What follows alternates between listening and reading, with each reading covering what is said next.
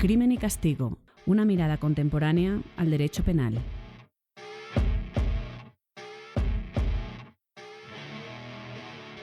Buenos días, buenas tardes, buenas noches. Bienvenidos a un nuevo episodio de Crimen y Castigo. Yo soy Valentina del Sol. Yo soy Camilo Urbano. Y yo soy Yesid Reyes. Estamos acá para hablar de derecho penal, o más bien para conectar el derecho penal con todo aquello que ocurre en el mundo de hoy en términos más simples. Así es, hoy seguiremos caminando por terrenos poco explorados, por nosotros especialmente como abogados, pero profundamente relevantes y actuales además, el tema de la inteligencia artificial.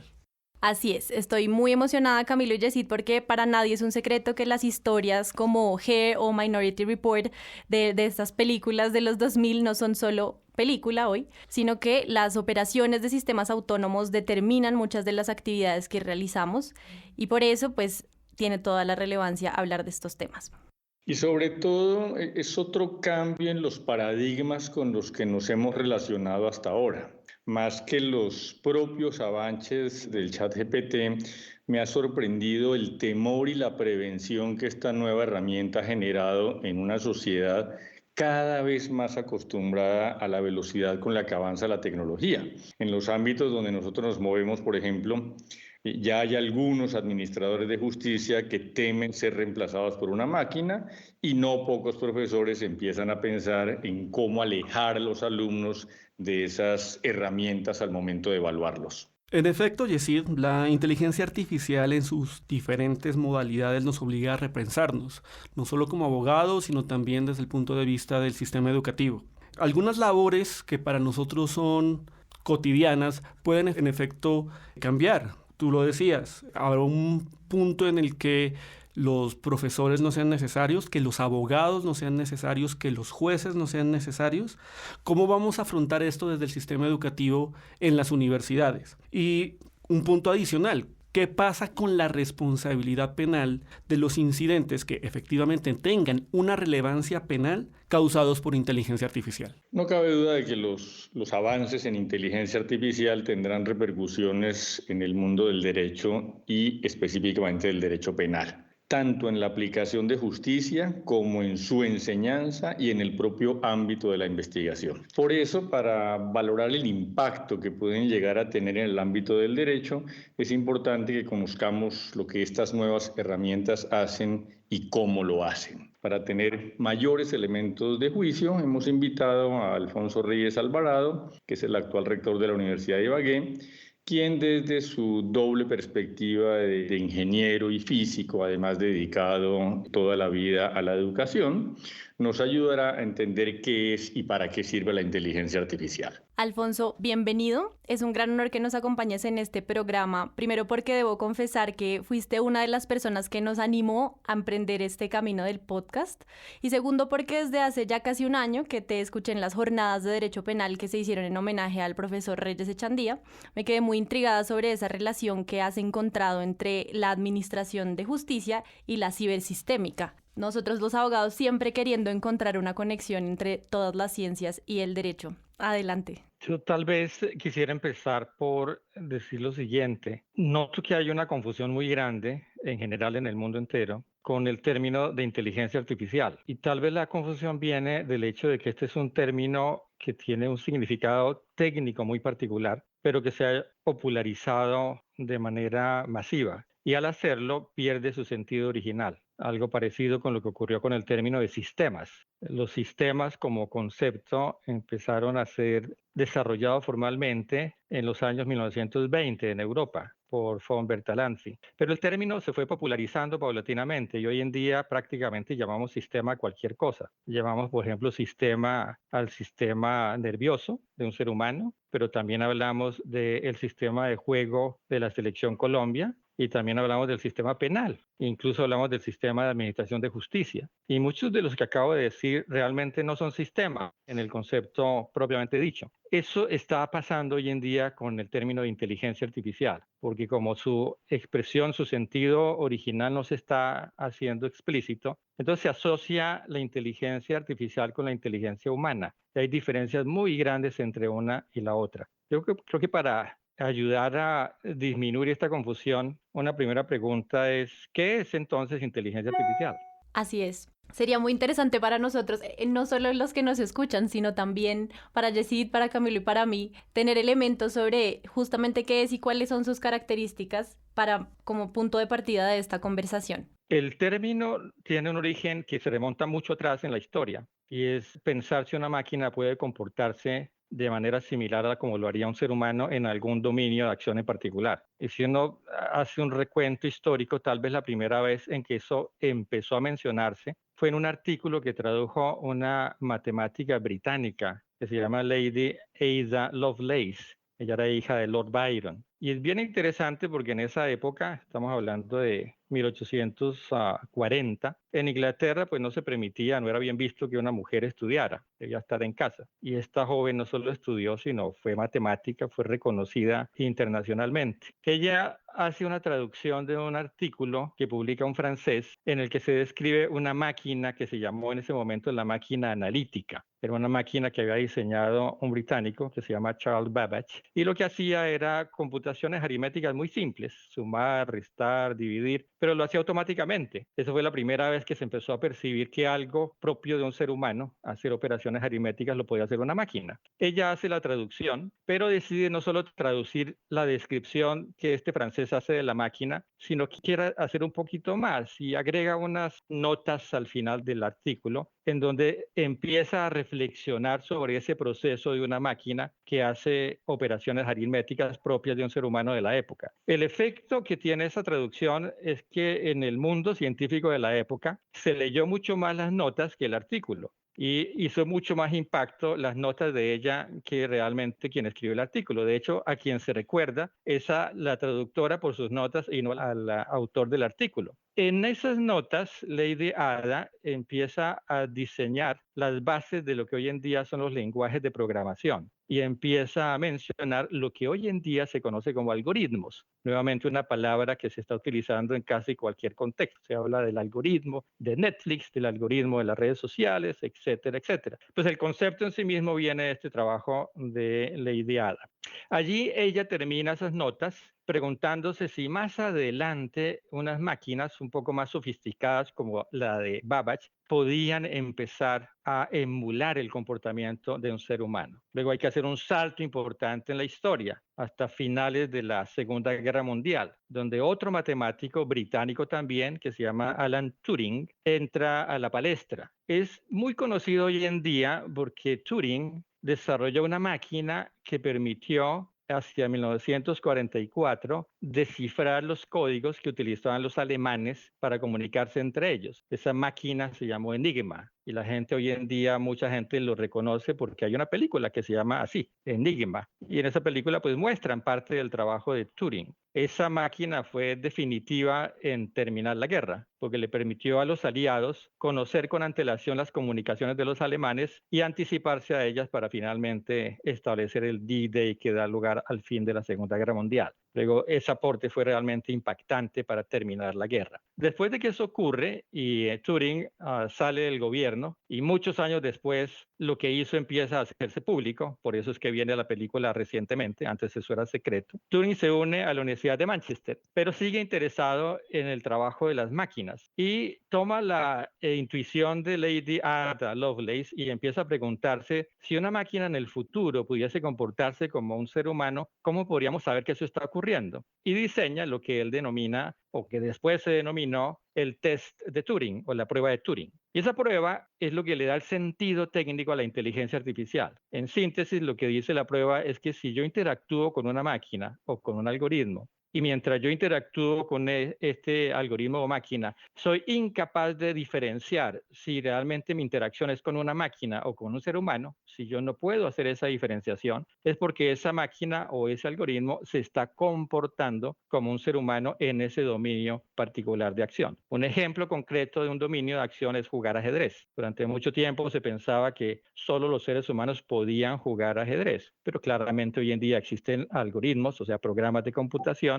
que pueden derrotar en un juego de ajedrez a un gran maestro. Ya lo hizo Deep Blue, que fue un programa, de hecho un computador de IBM, que en los años 90, 1996, derrotó a Garry Kasparov. Inicialmente le ganó una partida, perdió todo el encuentro, pero al año siguiente, la versión siguiente de Deep Blue le ganó la partida completa a Kasparov. Está demostrando que esa máquina se comportaba como un gran maestro, de hecho mejor que él, en el dominio específico del ajedrez.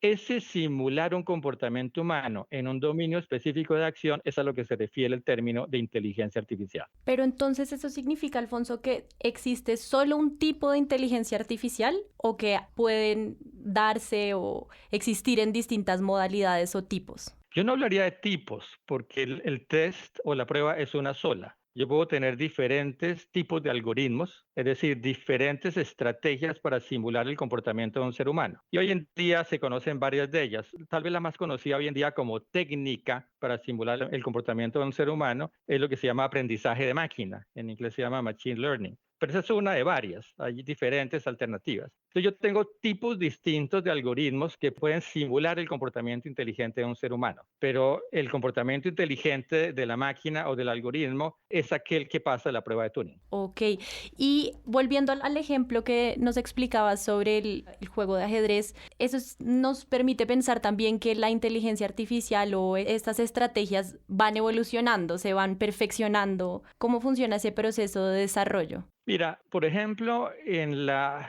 estrategia que siguió IBM para construir su algoritmo de Deep Blue para jugar ajedrez contra Kasparov, la estrategia que en esa época se utilizaba es lo que podríamos llamar como de fuerza bruta. ¿Eso qué quiere decir? Que si tú te imaginas que estás jugando una partida de ajedrez y te toca jugar a ti, la primera pregunta que tienes que hacerte es ¿cuál ficha voy a mover de las varias que puedo mover? Pero una vez que tú escoges la ficha, la siguiente pregunta es ¿a qué casilla la muevo? Y tienes varias opciones. Supongamos que escoges una opción. Si escoges esa opción, el que juega ajedrez no solo escoge la opción, sino que antes de jugar se pregunta ¿qué hace el contrario si yo pongo esa ficha en esa casilla? Y entonces empiezo a pensar por la jugada del contrario. El contrario podría jugar diferentes fichas en diferentes casillas. Y por cada ficha que juegue como respuesta a mi jugada, entonces yo me pregunto, bueno, si yo juego de esta manera y el contrincante juega de esta, ¿cómo juego yo? Y así sucesivamente. Entonces fíjate que empieza a construirse una especie de árbol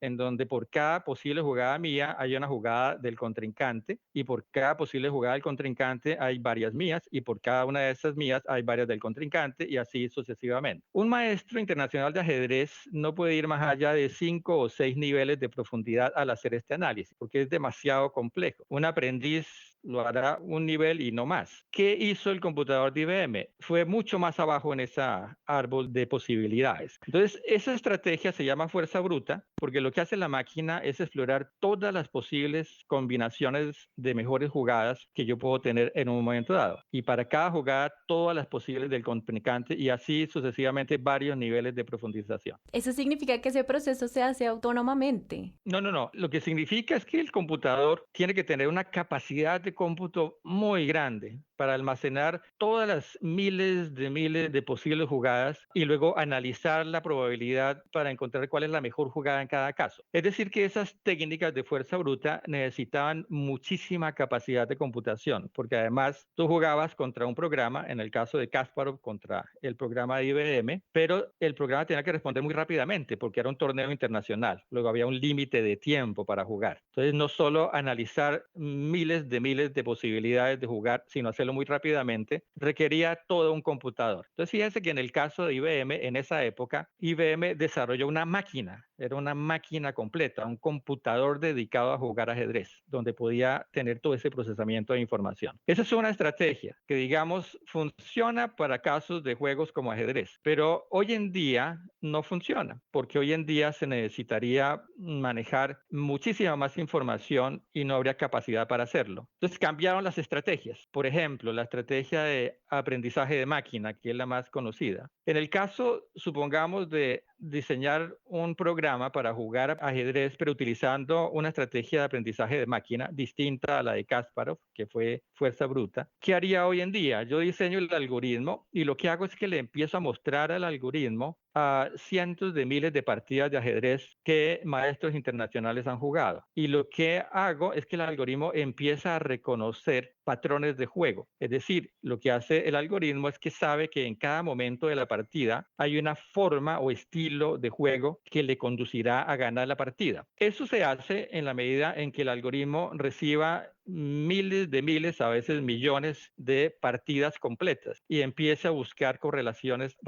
entre ellas hasta que encuentra formas para jugar en un momento dado. Fíjense qué es lo que cambia con respecto a la estrategia anterior, que el proceso de entrenamiento, así se llama, del algoritmo, hoy en día con técnicas de aprendizaje de máquina toma mucho tiempo, puede tardar meses entrenando con muchísima información al algoritmo. Pero una vez que se entrena, la respuesta es prácticamente inmediata, lo cual quiere decir que hoy en día con estas técnicas yo no necesito tener un computador muy grande para que ese algoritmo que se comporte de manera inteligente opere. Lo puedo tener en mi teléfono celular, que es, por ejemplo, lo que hace los algoritmos de reconocimiento de caras en un teléfono celular hoy en día. Aprenden muy rápidamente, pero una vez que lo hacen, reconocen fácilmente la cara del dueño del celular. Esa es la gran diferencia. O sea que las técnicas cambiaron, hoy en día requieren menos capacidad para operar, pero mucho más tiempo para ser entrenados. Pues esta presentación ha sido muy ilustrativa, Alfonso. Muchas gracias. Para dar paso a la segunda fase de este programa, me gustaría que en 30 segundos nos cuentes de este panorama tan interesante y rico, cuáles son los riesgos que tenemos y si debemos o no continuar en este proceso de desarrollo de la inteligencia artificial. Yo diría, lo primero es tener claridad de la diferencia entre inteligencia artificial e inteligencia humana. Eso es lo primero, no hay que confundir las dos. Cuando la inteligencia artificial empezó a desarrollarse seriamente en los años 90, las preguntas sobre qué era inteligencia humana, que era diferente de la inteligencia artificial, salieron a la luz pública. Y hay varios textos que se han escrito desde esa época que muestran que hay una diferencia muy grande. Es decir, no es posible emular la inteligencia humana como se está hablando hoy en día. Hay unos límites que impiden que eso ocurra. Esos argumentos se mantienen hoy en día, siguen siendo vigentes, porque lo único que ha cambiado desde los 90 hasta ahora es la capacidad computacional y la estrategia para diseñar los algoritmos. El resto se mantiene. Luego, los argumentos que se utilizaron en esa época para criticar a esa posible emulación de inteligencia artificial a la inteligencia humana se mantienen hoy en día. ¿Qué tipos de limitaciones surgen? Que es tu otra pregunta. Como la forma más utilizada de inteligencia artificial actualmente es la de aprendizaje de máquina, fíjense que con lo que dije hace un momento, estos algoritmos aprenden siempre de la experiencia. Es decir, que para que el algoritmo empiece a comportarse de manera inteligente, yo lo tengo que alimentar con la experiencia real de expertos anteriores, que son los que quiere emular. Por lo tanto, todos los sesgos que tienen los expertos humanos anteriores pasan al algoritmo de inteligencia artificial. Y eso genera una gran cantidad de limitaciones. Les doy un ejemplo en concreto. Amazon, esta empresa gigantesca, hace varios años decidió utilizar un algoritmo de inteligencia artificial con aprendizaje de máquina para automáticamente seleccionar a personas que estaba buscando en un cargo. Construyeron un algoritmo, lo entrenaron y lo pusieron a funcionar. Y lo que encontraron después de un mes de que el algoritmo escogía a personas es que siempre escogía a personas que eran hombres y blancos. Y ahí, claro, dijeron, no, esto no puede ser. Y se dieron cuenta que todo lo que habían venido haciendo hasta ahora en Amazon era eso, era escoger hombres y blancos. Sesgaban a las mujeres y a latinos o negros o etcétera, etcétera. ¿Por qué? Porque eso era la cultura que estaba ocurriendo en Amazon. Entonces, cuando pretenden cambiar por alguien mucho más, digamos, idóneo, mejor preparado, aséptico como un algoritmo, pues lo que encuentran es que el algoritmo pues repite los sesgos anteriores. Esa es tal vez la principal limitación, entre otras que habría. Muchas gracias, Alfonso. En la descripción del video podrán encontrar algunas de sus últimas publicaciones de esta y otras materias y damos paso a la segunda fase de este programa. Ahora, en Crimen y Castigo, el debate. A partir de las explicaciones que nos ha suministrado Alfonso, hablemos ahora de cómo afecta la inteligencia artificial el tema de la responsabilidad penal. La primera pregunta que surge cuando pasamos a ejemplos más concretos de sistemas operados por inteligencia artificial como los vehículos automatizados, que en Colombia todavía son una rareza, pero que en otros países del mundo empiezan a abundar, es quién responde por los eventuales daños que esos vehículos cometen, por ejemplo, cuando, como hemos visto ya en medios de comunicación, atropellan a un peatón y le causan lesiones o incluso la muerte. En efecto, Yesid, ya para el 2018 se registraron los primeros casos de homicidios causados por vehículos automatizados o semiautomatizados, específicamente en Estados Unidos. En el 2020, uno de estos casos tuvo como resultado una condena de las personas encargadas de supervisar el funcionamiento de la máquina. Entonces, esto nos lleva a preguntarnos cuál sería la estructura penal aplicable en estos casos para determinar la responsabilidad. Claro, frente a lo que nos dice Alfonso, aquí me quedan muchas más dudas que soluciones. La primera duda además que me surge inmediatamente es si uno le podría llamar inteligencia artificial a estos emuladores de conducción. Entendería yo que sí, pero quisiera que Alfonso me ratificara ese primer punto. Supongo que el primer punto es si yo puedo hablar de inteligencia artificial a estos emuladores de conducción, de comportamiento. Uh-huh. Es que es realmente a lo que se llama inteligencia artificial. Ese ha sido todo mi punto. Cuando yo hablo de inteligencia artificial, me estoy refiriendo específicamente a una máquina, a un algoritmo que emula el comportamiento de un ser humano en un dominio específico de acción. Pero el que emule un comportamiento no quiere decir que haya desarrollado inteligencia humana. Esa es la gran diferencia. Es decir, la primera pregunta que a mí se me viene desde el punto de vista penal es un tema de posición de garante. ¿Hasta qué punto tiene la persona o las personas que desarrollan esta inteligencia artificial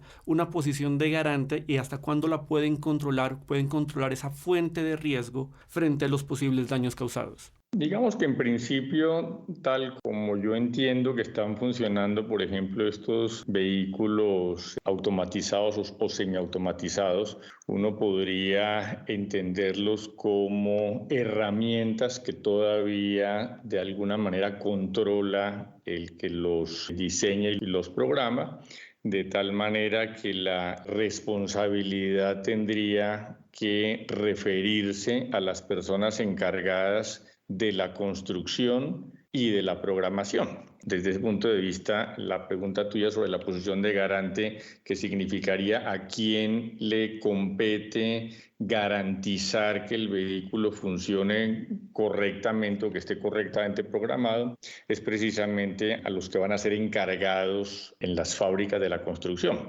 Eso también admite desde el punto de vista general pues una responsabilidad de personas jurídicas en los países donde está prevista, desde luego responsabilidades civiles siempre, y responsabilidades penales para las personas individuales en los países donde no hay responsabilidad de personas jurídicas, dependiendo ahí sí de la persona concreta que hace la programación. Sin embargo, pues los problemas son mayores, incluso ahora que mencionaba Alfonso el problema de los sesgos. Un gran inconveniente en temas que tienen que ver con los denominados accidentes de tráfico se presenta cuando el conductor tiene que escoger frente a dos posibles riesgos. Claro, los dilemas morales que la máquina tiene que resolver. Eso es, pero esos dilemas morales tienen que programarse. Entonces la programación, ¿cómo se va a hacer? Digamos que la respuesta rápida que se me ocurre con lo que comentaba Alfonso se va a hacer con sesgos. Y el problema es cómo se van a manejar esos sesgos. No sé cómo lo ve o Valentina o Camilo. Complicado. Claro, desde el punto de vista penal usualmente los sesgos no son conscientes. O en muchas ocasiones no son conscientes. El ejemplo que colocaba Alfonso sobre Amazon es un ejemplo claro de eso.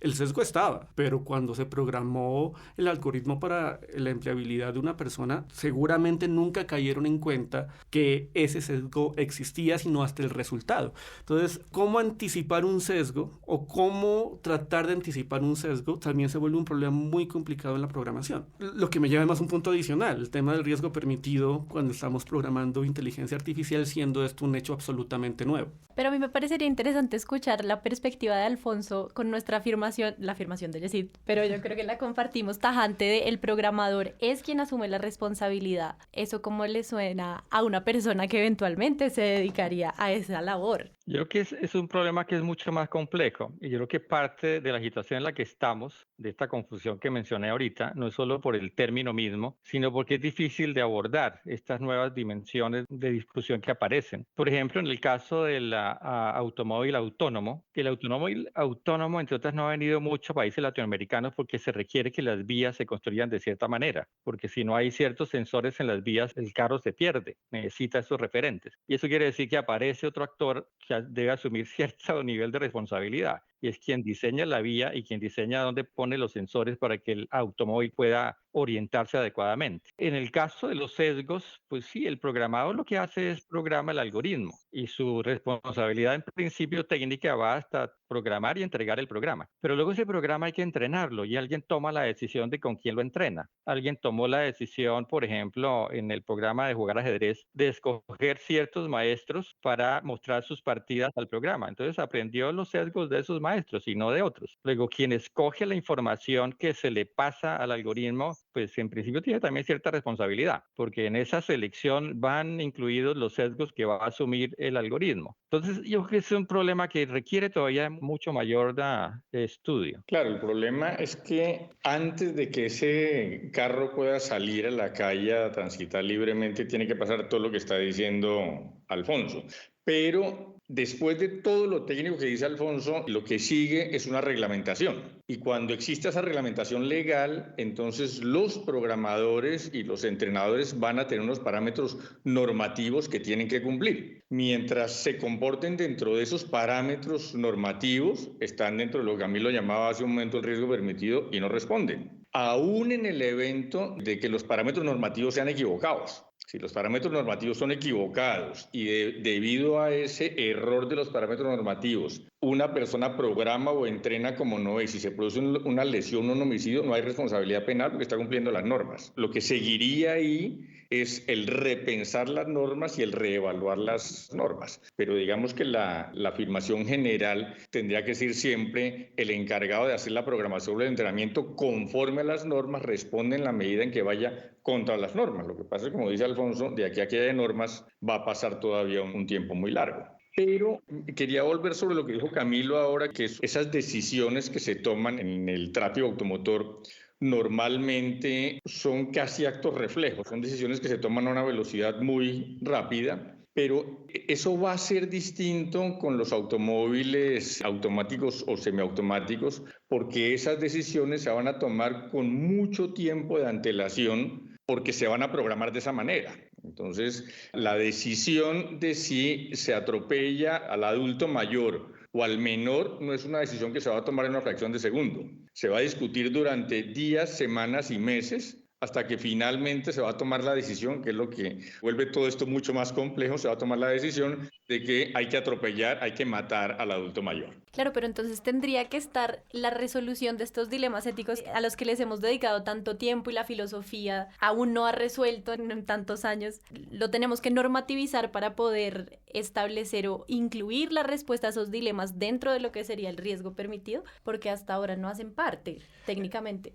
De hecho, es precisamente un poco mi punto. Claro, eventualmente pues habrá algún tipo de regulación, buena, mala o regular, seguramente mala, sobre este tema, pero hasta que lleguemos a ese punto, y citando, aunque en un contexto diferente, una frase muy conocida en derecho penal, el derecho penal siempre llega tarde, no solo para reaccionar a la protección de bienes jurídicos o de la protección de la norma como tal, sino enfrentándose a dilemas sociales, pues de aquí hasta que exista una normatividad aplicable, va a pasar un tiempo, creo yo, relativamente largo. Entonces la pregunta es, sí, desde luego, va a haber una normatividad. Todas las acciones peligrosas en una sociedad de riesgo tienden a normativizarse, a generar normas jurídicas. Pero mientras tanto, ya tenemos autos y cualquier otro tipo de inteligencia artificial, como lo explicaba Alfonso, emulando comportamientos humanos en dominios específicos y generando resultados penalmente relevantes. Entonces, el primer gran problema que nosotros tenemos es cómo vamos a solucionar esos casos de inteligencia artificial artificial que resultan en daños a bienes jurídicos. Pues claro, no tenemos la norma jurídica, entonces la pregunta que a mí se me ocurre, no sé si Alfonso nos puede ayudar a responderle, es bajar un poco en la normatividad y a una norma jurídica, sino protocolos y reglamentos aplicables al diseño de inteligencia artificial. No sé si eso exista o se esté discutiendo. Lo digo, por ejemplo, entre otras cosas, por la famosa carta que una serie de empresarios y científicos sacó hace un par de meses sobre que deberíamos frenar un poco el desarrollo de la inteligencia artificial, y el CEO de ChatGPT, no recuerdo la empresa en este momento, se me va el nombre, saliendo a decir deben regularnos. Entonces, no sé si desde el punto de vista técnico ya hay algún tipo de discusión, no normativo, legal, pero sí técnico, de cómo proteger o qué elementos éticos deben tenerse al momento de desarrollar este tipo de tecnología. Sí, sí los hay. Desde hace unos 10, tal vez años, de pronto un poco más, sobre todo en Europa, existe todo un movimiento para definir ciertos lineamientos, no normas, pero sí lineamientos, muy en el nivel ético para el desarrollo de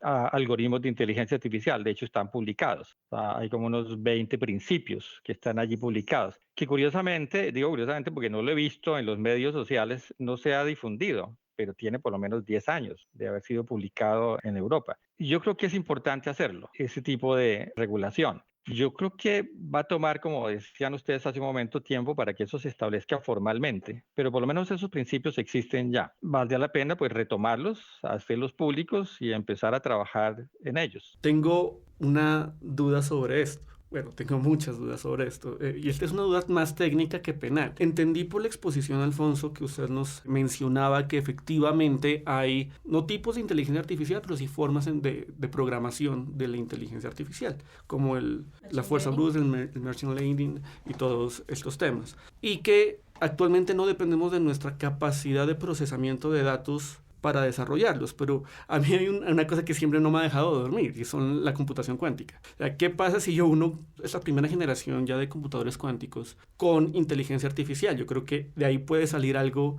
increíblemente poderoso, pero casi incontrolable. Pues fíjate que nuevamente, si el problema es de eficiencia, o sea, hacer más rápido lo que estamos haciendo hoy en día, fue lo que pasó desde la década del 90 acá. La inteligencia artificial arranca como en los años 70, se frena, luego crece muy rápidamente con un programa japonés que le dedica mucha plata en los años 80 y luego para otra vez y se despierta otra vez con este auge de ChatGPT, etcétera, hace poco tiempo. Pero lo único que ha cambiado en esos 3 momentos es que cada vez tenemos máquinas más eficientes, o sea, más rápidas, mayor capacidad de almacenamiento, etcétera, etcétera. La computación cuántica apunta en la misma dirección. Voy a tener una computación muchísimo más rápida, un mayor paralelismo, pero todas las limitaciones de la inteligencia artificial frente a la inteligencia humana se mantienen exactamente igual. O sea que el problema no es de hacerlo más rápido. Le menciono, por ejemplo, en esa literatura algunos puntos que se han marcado como diferencia entre la inteligencia artificial y la humana. La primera es la conciencia. Ninguna aplicación, incluyendo ChatGPT, es consciente de lo que está haciendo. Simplemente hace lo que está haciendo, que es estructurar textos adecuadamente en un dominio dado, de acuerdo a una pregunta.